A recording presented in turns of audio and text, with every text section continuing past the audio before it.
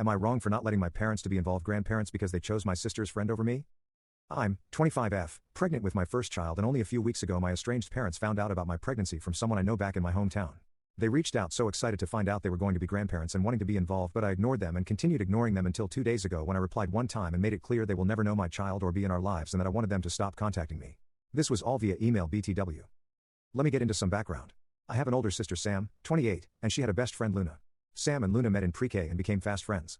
Luna was over at our house all the time and eventually she started saying really awful things to me and bullying me.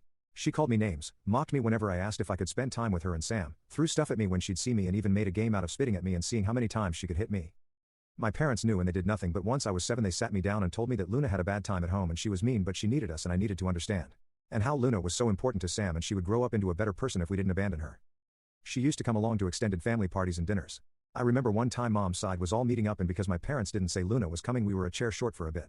Luna took the chair and then said there was no room for me at the table, just like there wasn't room for me anywhere and I should cry in a corner somewhere. Mom's family were horrified and I started to cry. I was like 9 by then. My grandparents ended up leaving the table and getting one for just the 3 of us and they spoiled me while they refused to pay for a single thing Luna consumed. They asked me what was going on too and I told them everything. Afterward my parents got so much shit from Mom's side of the family and my mom's parents contacted my dad's parents and they were shamed by both sides.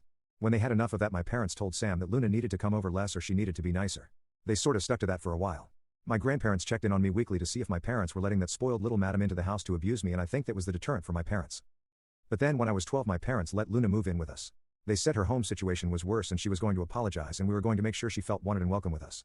I got a sorry, I guess from her, but I could hear her making fun of me to Sam whenever me and my parents weren't around.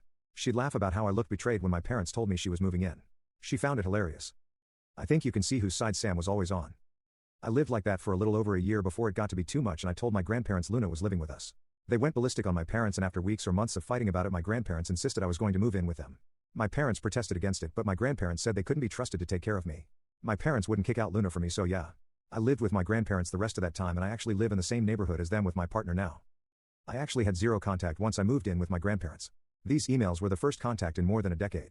My parents keep replying to that one email.